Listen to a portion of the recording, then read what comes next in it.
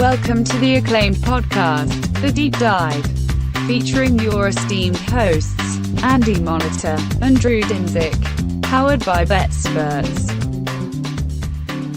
Welcome to The Deep Dive. We are entering the home stretch. We have the AFC South and the NFC South left to go, Andy. We're going to do AFC South first because it's more fun. And we're going to start with the Titans. We're going to get the shit out of the way right off the bat here. Yes, we do, as we always do on Mondays. Sorry, I feel like we do this backwards.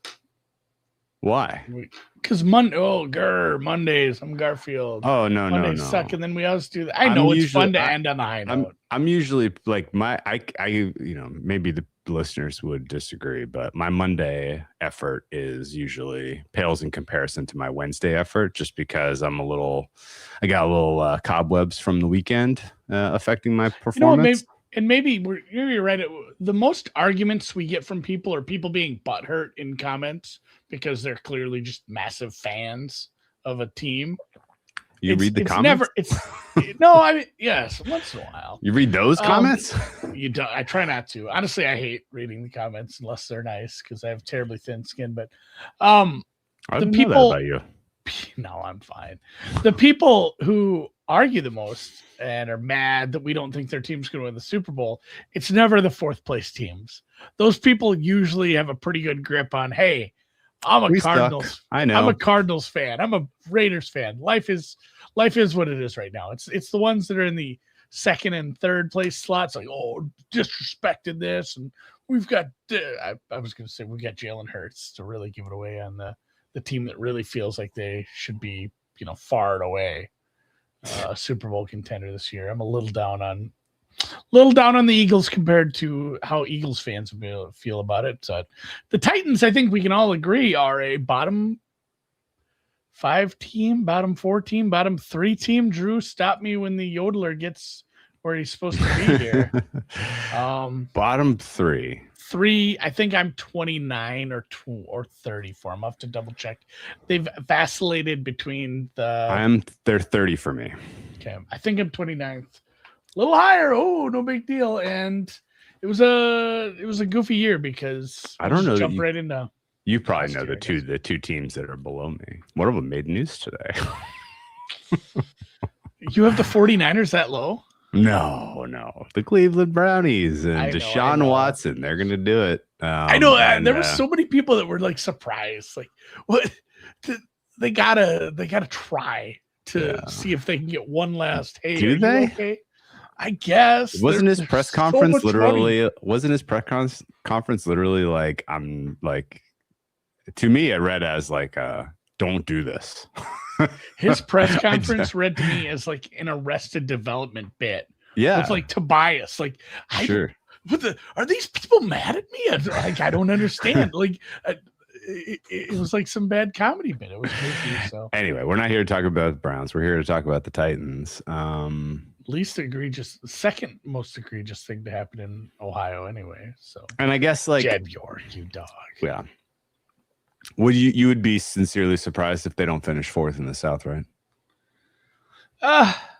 There's upside here, and I think there's at least 2 teams in this division that have enough downside, and you never know. A quarterback could get hurt. Who's the second best player on this team? Robert Saleh. The second best player on the Titans. I kind of dare you to name a guy. They have one good player, Andy. I mean, we just extolled the virtues of Jonathan Franklin Myers a bunch when we talked about him exiting his previous job. That would have been my answer. The second best player. Yeah. Who's won? Skaronski? Kidding. No, it's clearly Jeffrey Simmons. Simmons won. John Franklin Myers. Ridley. It's funny. Your 2 best players they played the same position. You're just a couple of interior defensive linemen. Yeah. Ridley has upside. Wan'Dale Robinson is like a Well, he was a 1,000-yard receiver last year. He's not a bad slot player. I don't know. Carnell Tate, you don't know. You never know what you're going to get with a rookie. From the Giants, who were 4-12 or whatever they were, 4-13. You're picking up their cast-offs. He was productive. I don't know, man. Dude, Drew, he was a productive player on a bad team. Sometimes you got Wan'Dale Robinson and Cordell Flott from the Giants. Yeah, did the Giants looked at their performance in 2025 and they said, you know what? Good luck out there, guys. That's not a good sign. Yeah, such is life. They can't all be winners, you guys. It's still a place team. I'm going to name players with some upside I think might be good, but there's also like 15 players on this team that are average to Cordell Flott below average. The Carnell Tate thing is exciting. You draft a receiver that high and you're going to be mad if he's not good because you drafted a receiver that high, but he's got a chip chair and a chance to play pretty damn well. And I feel like I'm going to be surprised if he finishes as wide receiver 1 among the rookies. Don't you think? Feels like a long shot. I wouldn't be surprised, but I'm not saying just because he was drafted that high, he should be favored. There's like five receivers that are going to get plenty of volume, and then there's always 3 or 4 that were drafted in the second round that are suddenly like, hey, this is wide receiver 3. Kick ass. Yeah, the Jacoby Lanes of the world. There's going to be 8 or 10 rookie receivers that get decent volume. So you're just hoping you see something from him this year, and you're hoping. I think the hope for this season, if you're a Titans fan, is that you had the old there needs to be a name for this, and I need to come up with something. Maybe the chat or the listeners can come up. The guy who's like clearly a really good coordinator, but just sucks as a head coach. And I think that's what you're hoping for out of Daboll. Oh yeah, because I love Daboll as an OC. I was nervous you were talking about Callahan last year. No. Okay. Callahan was Daboll, okay. Sure. We'll see how good Callahan was out of his depth in several ways, obviously. So maybe, sliding into the offseason, the biggest. Josh McDaniels. That is exactly it, Sam. Yes. You're hoping that Brian Daboll is the Josh McDaniels of your organization. Okay. All right. Let's get serious here about this. Is Callahan not there anymore? What happened? Did they finish 3-14? They lost. It's crazy. It's not even like some super strong division. They went 0-6. In division. Callahan, Gonzo. You brought in Saleh, who might be a Josh McDaniel. We don't know. He's getting his second chance now. Maybe he's a Sam Darnold though, where it's like, hey, your first chance was with the Jets. That doesn't count. Maybe he's a Todd Bowles though, where he runs a good defense and his team will be good so long as his OC is producing. Yeah. And in Todd Bowles' case, he just keeps losing OCs. Didn't this year, but all right. So Callahan fired 3-14. Crazy that they were 3-14. Still didn't draft first overall. There were fourth. Worse teams than that somehow. Cam Ward survived. The guy played like every game, which was, I guess, surprising at that time. The team was in flux. He had the 8th most dropbacks of any quarterback last year. Yeah, he played a lot. In my head, it was like a lot of reps. Were they productive reps though? In terms of his development, I would argue no. And that's really what mattered, right? Yeah, I don't know. I'm not getting a ton of positive buzz from camp. He threw 15 touchdowns, 7 interceptions last year. Yards per attempt were pretty low. Grades, anywhere you want to grade a quarterback, they weren't very high. And that's the thing too, when you have a dying coaching tree that's just kind of floundering out. Everybody knows there's going to be a change in regime at some point. It does kind of fuck with the development. So I'm willing to keep an open mind on him developing. He was outplayed as a quarterback. He was outplayed by everyone except Shedeur Sanders. JJ McCarthy had a better EPA per play than him. Geno Smith had a better EPA per play than him. Let's break down Cam Ward first half, second half of the season, and just see, was there any reason to anything to glean hope. I don't even want to do that. I want to glean Okay. it 100% off. Where was Daboll before he was a Giant? He was in Buffalo. Right? Yeah. Okay. Cam Ward's the next Josh Allen. Is that what you're saying? I'm saying, yeah, like of all the dudes, it's like, hey, this guy I guess there's signal in that Daboll chose this job. There was a lot of offensive coordinator openings, and if he wanted to work with a Josh Allen type of established quarterback, he probably could have found his way into one of those openings. He elected to go this path and will come to Tennessee with Saleh to try to develop Cam Ward because it was an exciting opportunity. And certainly there's some signal there. Is there a better example of a rookie quarterback being like, not going to make it, but he has some things we don't think we can fix it though, and then boom, we fixed it? I'm really grasping for straws. I'm just saying. Yeah, I think. Well, that's the thing. I mean, in general, I think. How much Cam Ward tape did you watch last year? I tried not to. I mean, I watched a lot of the games. I watched a lot of the Titan games. You stepped on my first half, second half of the year thing, which was the signal there was actually like he was substantially better over the second half of the season than he was over the first half of the season. And it didn't really have to do with the quality of defenses he played, because he played some tough defenses over the second half. But he was like, his first half of the season, he was a minus 0.2 EPA per play quarterback. That is like, you can't win with that. Like that's just too many mistakes. And when you watch the tape, at least over the first half of the season, the mistakes were pretty consistently like holding onto the ball too long, letting the pressure eat him alive, making bad decisions under pressure, and not really being able to create anything out of structure. He got a little bit better at dealing with the pressure over the second half of the season. This game slowed down a hair, but it was pretty clear he was working with a subpar set of weapons in the passing game. He had no complementary run game. It was an absolute dog shit system he was running in.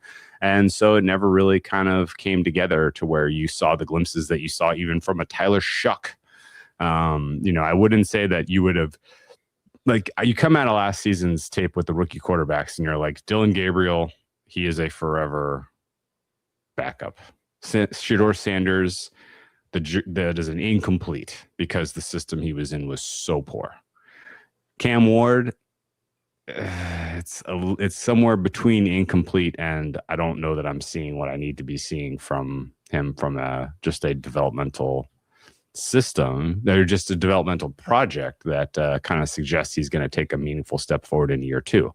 I think realistically, this is an easy call to let's just see what he does this year with more weapons, with a better system, and see if he kind of looks better in the second half of this year than he does in the first half of this year. Because in the first half of the preseason game, we saw him take snaps, and Andy, he was bad.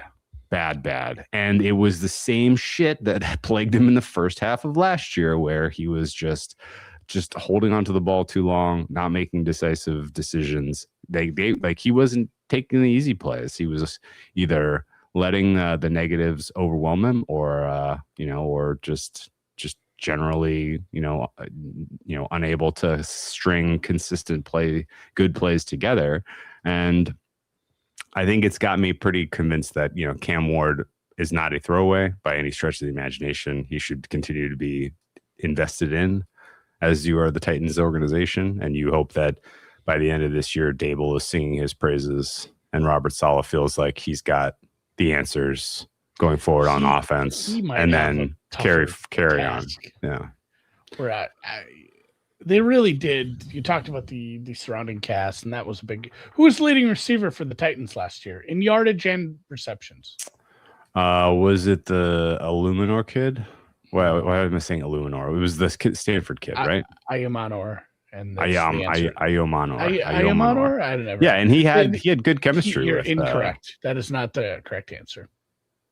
He was not the leading receiver. Mm-hmm. Was it one of the running backs? Chig Okonkwo, tight end. Chig Okonkwo was the number one receiver? 56 receptions. Your next leading receiver was DK with 48. 560 yards. You're right about Ayamanor being second. He was 40 or 35 yards behind him. But yeah, that kind of speaks to it. You missed a half a season, more than half a season of Calvin Ridley. You were breaking in a couple rookies while you were breaking in a rookie quarterback. It was a tough ask for him, especially with what they're putting together for an offensive game plan as well. DK was an All-Pro in what? Was he returning kicks? Oh, he must have been. He was a kick returner. Must have been. He certainly wasn't a receiver. the of the 48 receptions, 423 yards. Yeah, your top receiving was Congo 560. That's not great. He was a Pro Bowler and your AP All-Pro first teamer. They had two, Jeffrey Simmons. So maybe the answer is DK is your second best player after Jeffrey Simmons because he was the other All-Pro in your team last year. All right.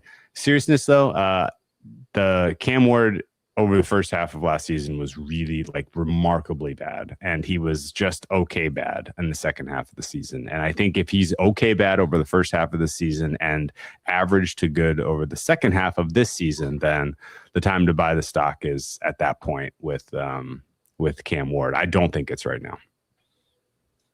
Yeah, I'm willing to give it some time with Daboll bringing in this system and a bit of a rebuilt interior line. Like I mentioned, you got the rookie receiver. I will not let you shit on Wan'Dale Robinson. I just won't because okay, it's just not he's not exciting. I'm not down on him. No, I mean, it's but just is he a top 20 wide receiver in football? Probably not, right?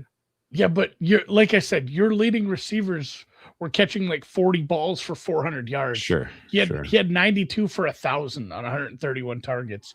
He might just be your safety blanket, volume guy out of the slot, and maybe that's what this rookie needs. He wasn't throwing it deep or wasn't completing a lot of deep stuff anyway. So maybe we need that. And then now that you have a couple of decent receivers with Ridley and Tate on the outside, maybe it does open up a little more. We'll see. Anything else on last year before we start to get into the offseason? What happened to Ridley last year? He broke his fibula, missed 10 games. Okay. You're building into it sounds like you're building into your projections a little bit of he could contribute this year in his year 32 season coming off of a broken fibula. Honestly, breaking a bone is much less damning, I think, than these soft tissue injuries. I'd rather see you snap a leg than have to get an ACL repair. Okay. He's still decent enough. I think he was doing what did he have in his 7 games for stats? Obviously not as much as Chiga Okonkwo. 17 catches for 300 yards and no touchdowns is not great. I would say that, the Titans season last year was memorable for the ridiculousness of how unprepared Callahan was to beat the coach. And it was ridiculous that they beat the Arizona Cardinals week 5 after a game where they were probably less than 1% win probability in that one. Came back to win thanks to some truly absurd shit. Don't need to remember that one in greater detail. The Browns win is sort of the one that I definitely remembered well, thinking here we go. We're into you can't, now is the buy low time on this Titans squad. They're playing the Browns. And that was a really sweaty win. They ultimately were successful offensively against the Niners, the Chiefs, and the Saints down the stretch, but belly flopped their finale against the Jaguars. And I think everything in terms of the moves that were made were correct in terms of cleaning house. And Titans in general, not a well-run franchise. No. A lot of negatives off last year. My positives were Jeffrey Simmons, another first-team All-Pro, just like Commuter DK. Very good defensive tackle. Skoronski only allowed 2 sacks. Definitely the anchor, and they rebuilt around him a bit. Cedric Gray. Little bit of a fun breakout on a terrible defense, a defense that gave up 28 points per game.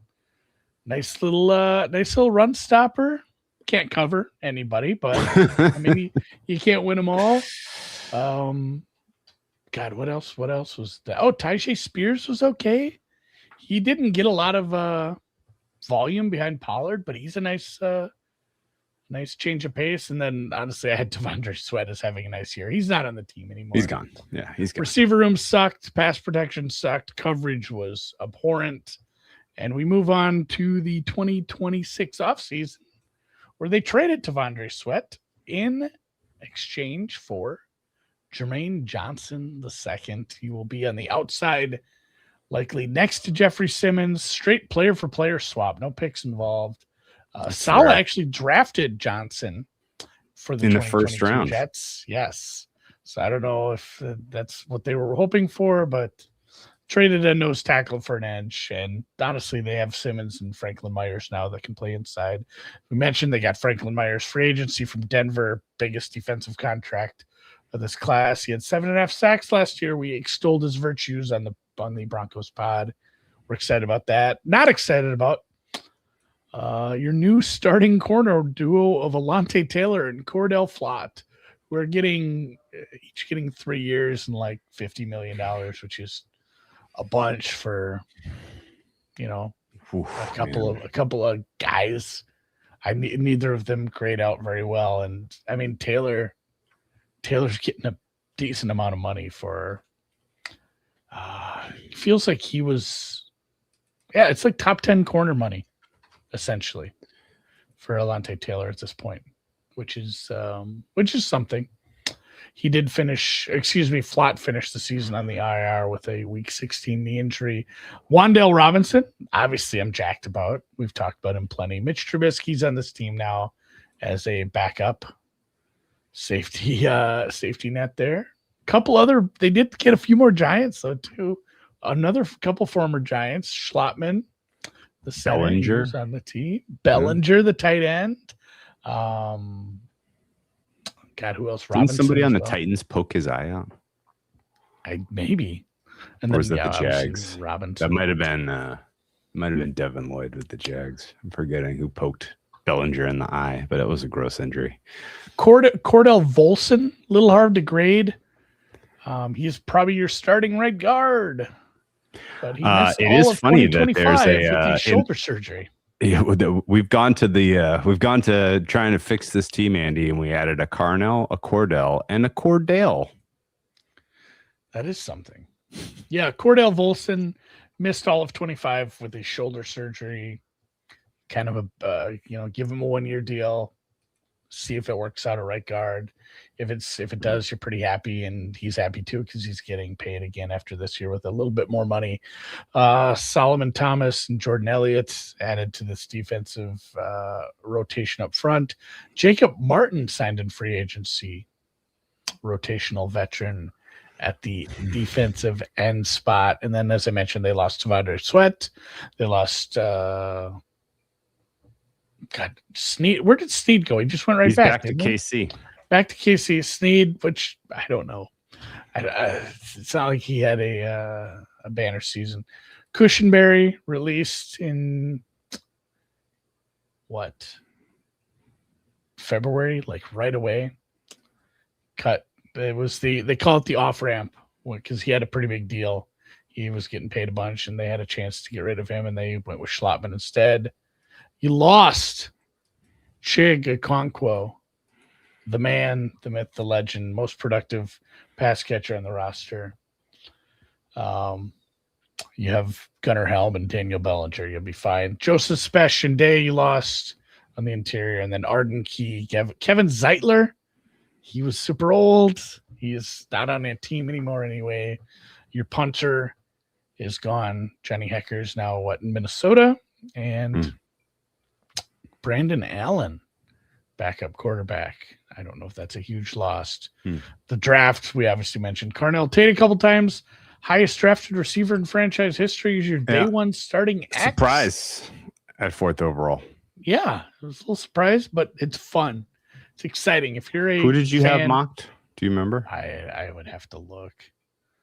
I felt like it was defense because this defense stinks out loud. It was Reese or Bailey. Or did you have? You probably didn't have. No, I Love went Reese going. Bailey 2-3. A lot of people had Love penciled in here or penned in here. They thought he was going to get past the Cardinals, and the Tennessee Titans were going to pair him with Ward as a weapon.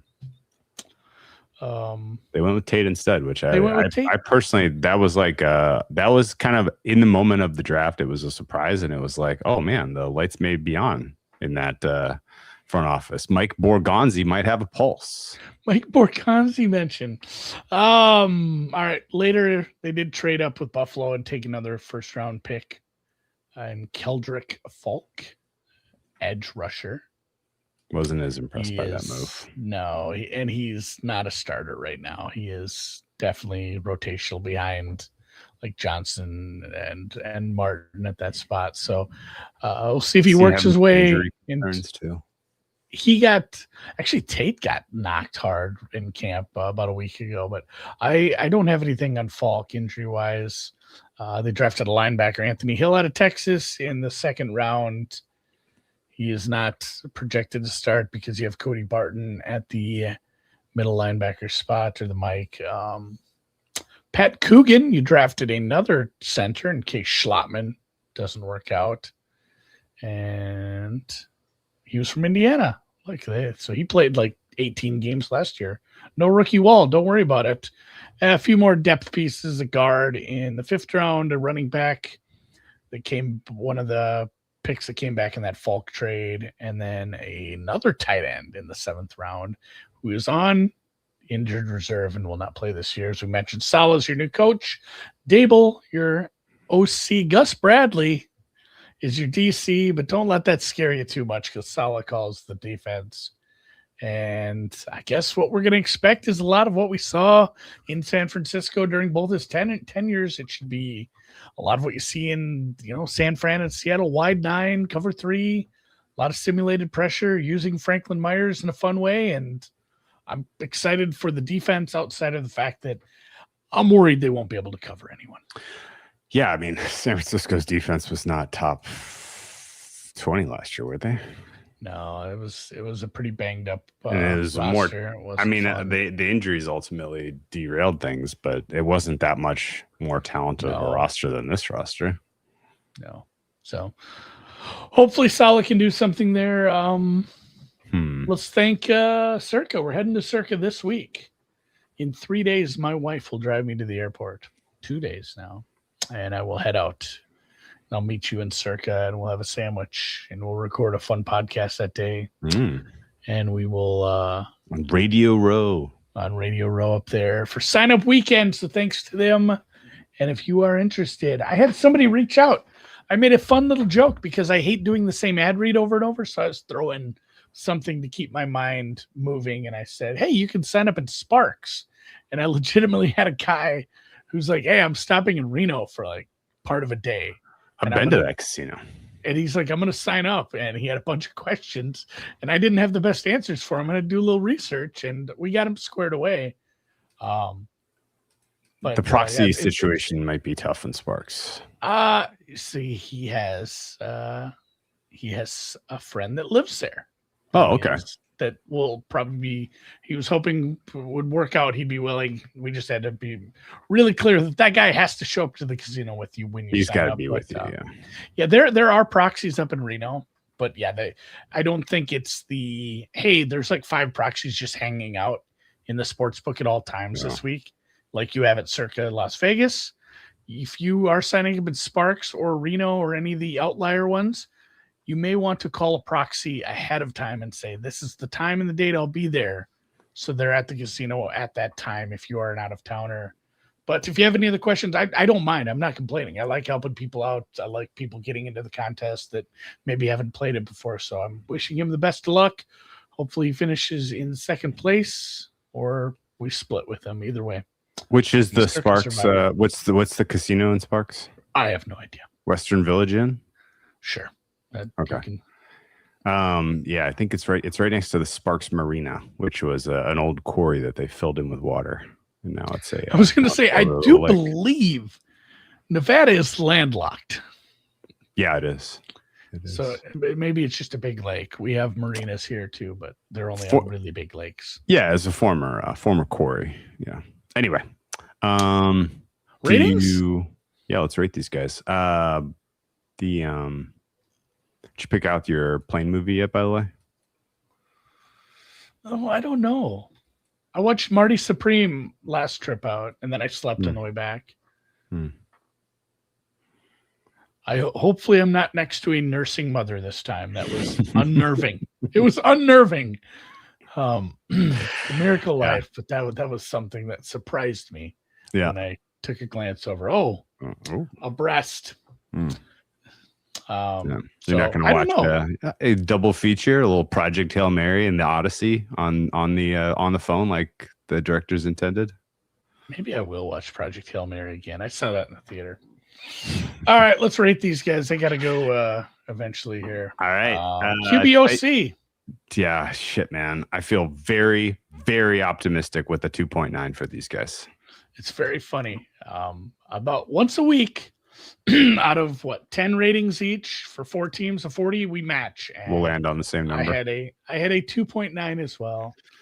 It wasn't a great rookie year. My optimism for this number mostly relies in Daboll being able to produce with, scraps at times in New York. Yeah.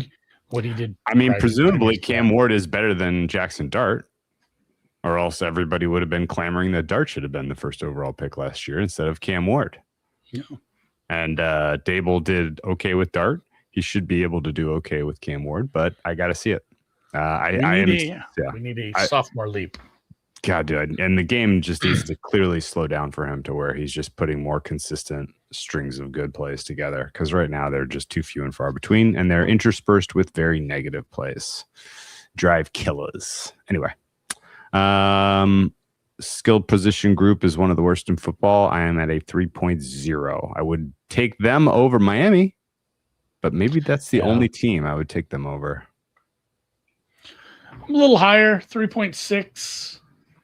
I try not to give much for a rookie because I consider it a complete unknown, and who knows how they use them. But when it's somebody that's drafted that high, you got to give it a little bump. Ridley, despite his age, should produce it a little. And then, as I mentioned 7 or 8 times, I do like Wan'Dale Robinson quite a bit.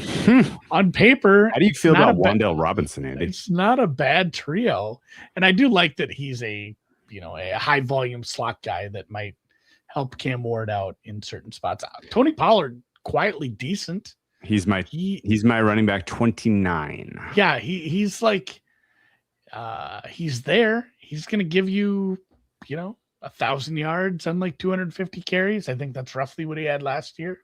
I like Tyjae Spears more. I wish he would get the ball more.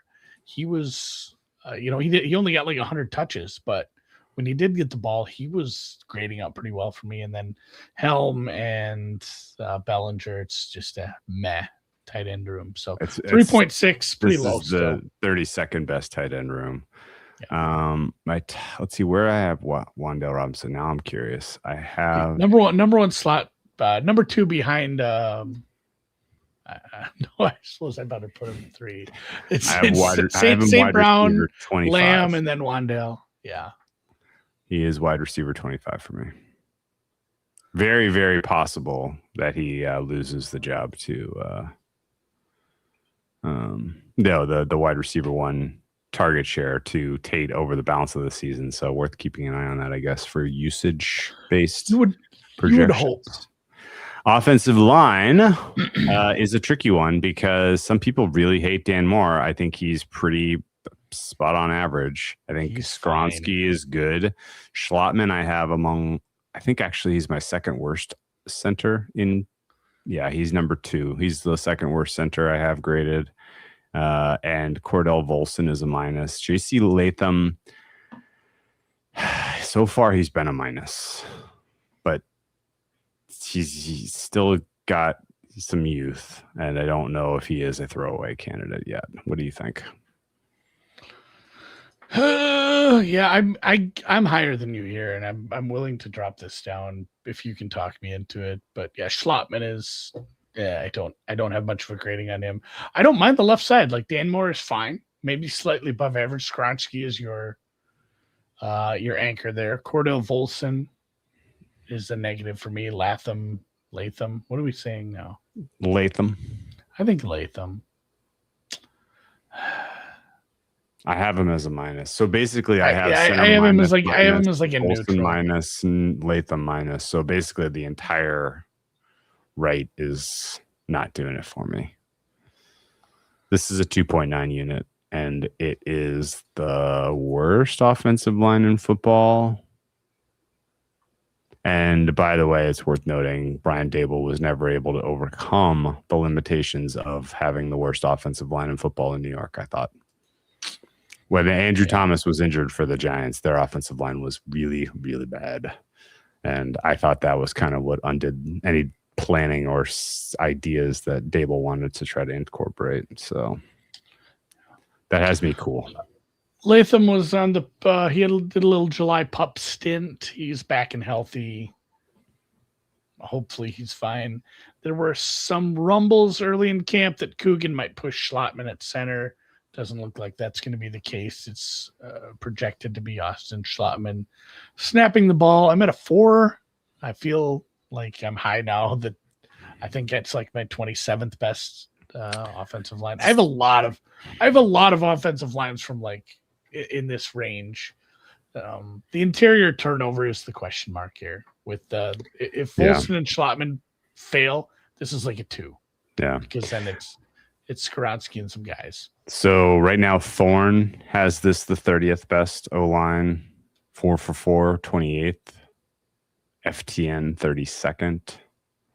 Other public rankings are kind of in the 27th to 31st ballpark. Yeah. So it's going to take a surprisingly positive set of outcomes for these guys to, I think, surprise to the good and hit anything better than bottom 5. And that's fine. I mean, that's, you've only invested decent free agency money in Dan Moore, long-term stability and Peter Skronsky, and tons of draft capital and JC Latham.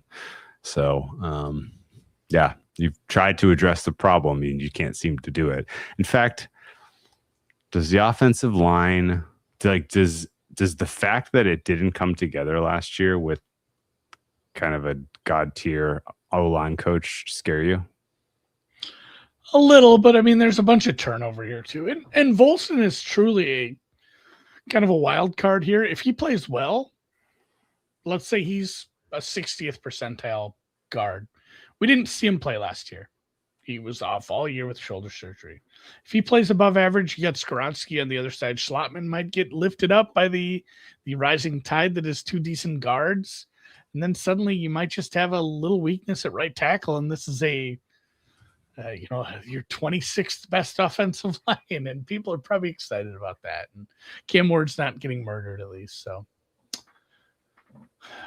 yeah, there's not a lot of room for excitement. I'm really, again, grasping at some straws to try to make myself feel a little better. So I will probably take a look at my offensive line number and adjust down. The Titans' offensive line coach this year, Andy, is a fellow named Carmen Brasillo. Carmen Brasillo, of course, from Shilotka, Pennsylvania. 50-year-old gentleman who played center in college or high school and college at Duquesne's. Yeah, you see what his hairstyle looks like? I haven't Googled him. Every coach on this team is bald. They're all bald. He looks it's just like these are the bald. Yes. Yeah, he's just stable. Yes. Oh yes. I see it. He was the Raiders O-line coach for 2 years. Bad. He was the Giants O-line coach for a year. Came bad. Over Daboll. He's had a rough go. He did coach in New England for a couple of years under some smart coaches there. That was still the tail end of Belichick. He was at Youngstown State. Did anything happen in Youngstown this week? That's interesting. But yeah, he was nothing that I followed. Nothing can I think of. All right, so this is a bottom 5 offense for both of us. Run stop, I'm at 4.7. Okay, I'm at 4.4. Pass rush, I'm a 5 flat. What? Yeah, I want to come up a little. Jeffrey Simmons involved gets this over 5 almost by himself. I know, but I don't have any good grades on anybody that's not Simmons and Myers. I'll come up a little here, maybe. Jermaine Johnson is fine. I think he might have been the Jets' best pass rusher last year. He was in a weird spot because that's the thing he too. wasn't. Never mind. He was not grading well, but he had a 2024 Achilles. Yeah, he was coming off injury, so I kind of want to bump up for him. You lost Arden Key. Jacob Martin grades poorly. Like Falk is my case for it. Like if he works out as a rotational guy, he bumps you up a little because you're all interior, no outside right now. Well, I wanted this number high because I want it flagged for my own eyes as a reminder when the Tennessee Titans are going up against an interior pass protection unit that sucks because Jeffrey Simmons is going to make somebody's day miserable. Yeah. And that could matter. With Franklin Myers next to him. Coverage 2.7. 2025 corner group is gone. 3.3 for me. Snead, Baker, Elam, McCurry, everybody. You brought in Alante Taylor. A lot of his snaps were mostly in the slot for New Orleans. Now he's an outside guy. Cordell Flott, okay, but he's coming off a knee injury at the end of the year. It's not a good starting outside duo. Your safeties were Amani Hooker and Kevin Winston playing as well. It's not a strong safety group. Your best safety last year was Xavier Woods, and he's gone. Yeah. Marcus Harris probably playing some nickel. It's a very weak coverage unit. And then I didn't talk at all about my run stop, but it's a lot of Simmons again. And then you do have some Franklin Myers and Franklin Myers and Elliott are kind of pass rush first guys. So you're going to depend on Marshall. You're going to depend on Kalen Saunders, some of the rotational guys. And as I mentioned, Cedric Gray. Yeah, I'm at a 3.3. Maybe I'm high. My defensive rating overall was 45th percentile, 45.5, so 46th percentile, which is good enough for 21st in the NFL. So there's worse units out there. I guess maybe where my head is at is what we've covered so far, Andy. This feels a lot like a Jets or Giants team to me. That's not very nice.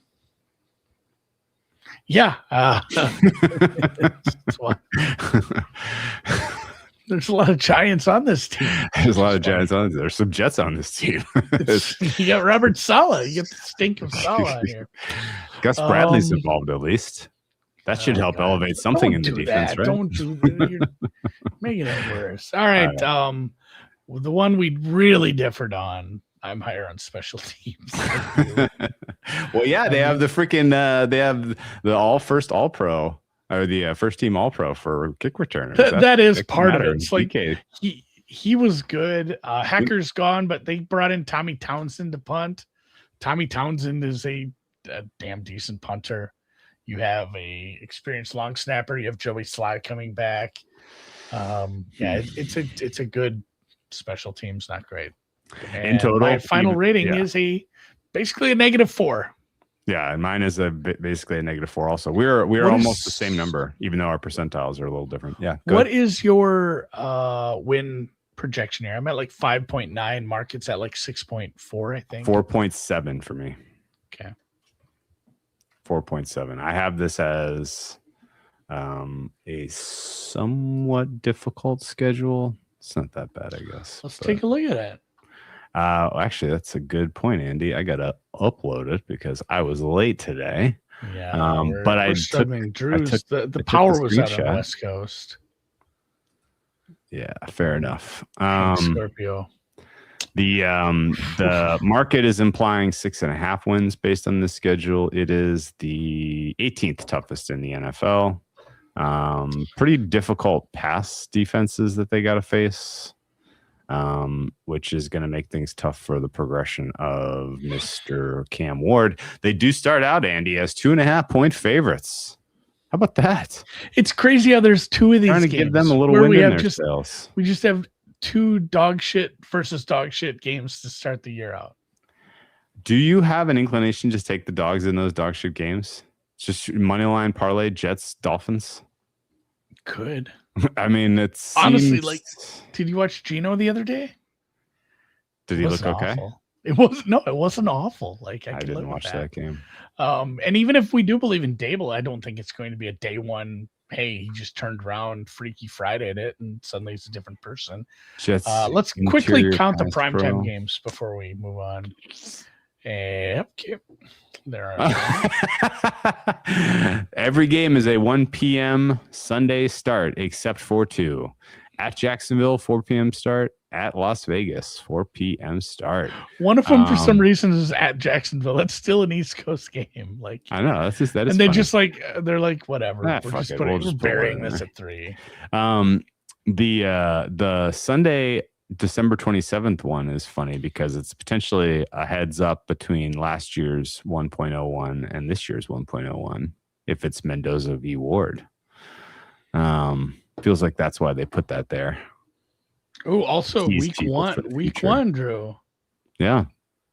We have revenge angle for Saleh. I can't. Well, not only that, but they made a trade. Who's the other player now? I can't think of. Johnson for Sweat. Sweat for Johnson. Yeah, you're right. Sweat for Johnson. They're facing up a double revenge for those defensive linemen. Revenge. But yeah, there's a lot of, hey, you go to Baltimore. Hey, you go to Cincinnati. Hey, you go to Dallas and Jacksonville back to back. At Detroit, at Houston to close the season. It's not easy. I can see glimmers in the second half of the season with those 2.5, 1.5 point spreads that the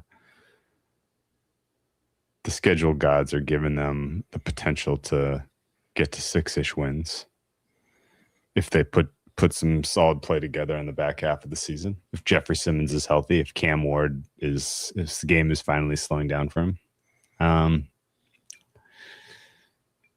It's really going to depend on the quality of the injury status of some of these other quarterbacks, right? Like what's going on with Jaden Daniels and Daniel Jones and Mendoza and Aaron Rodgers when you play these teams. I'm not seeing a lot of optimism in this schedule. Certainly not at the beginning half. No. A lot of travel bonuses. Yeah, because you're not playing in any high-profile games, you're not really traveling in a difficult way. Travel advantages throughout the full first half. No rest disadvantages at all on your entire schedule. That's kind of funny. Yeah. It also is funny that this team reminds me so much of the Jets and the Giants, and they play the Jets and the Giants in the first 3 weeks. Yeah. All right. Any closing thoughts on these Tennessee Titans, Drew? I mean, you can't make that Philadelphia number big enough. You can't make that Baltimore number big enough. Kind of intrigued at what happens when you go up against Houston with the pass rush they bring to the table. Yeah, if Schlottman is at that point sucks and they're trying the rookie out and your right guard isn't working out, there's a couple of these pass rushes that are just gonna eat your young guy alive. Ruin things. Yeah. So yeah, I don't know that I have much else. I'm kind of I'm kind of happy that they put the Titans in the 4 p.m. and the 1 p.m. window every day. Yeah. Don't worry about those games. I'm going to watch all the Titans games. The 10 a.m. window for me. You know what? They might be noon on Sunday, but I'll be watching them at 2 p.m. on Monday in the 30-minute replay style. If you love the Titans, you better learn Red Zone, buddy. That's the only place you're going to see them. All right. Let's call it a day.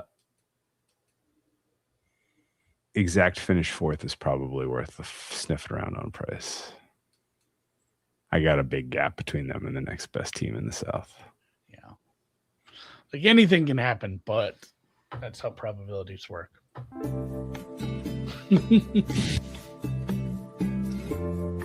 Better mean Gene. All right.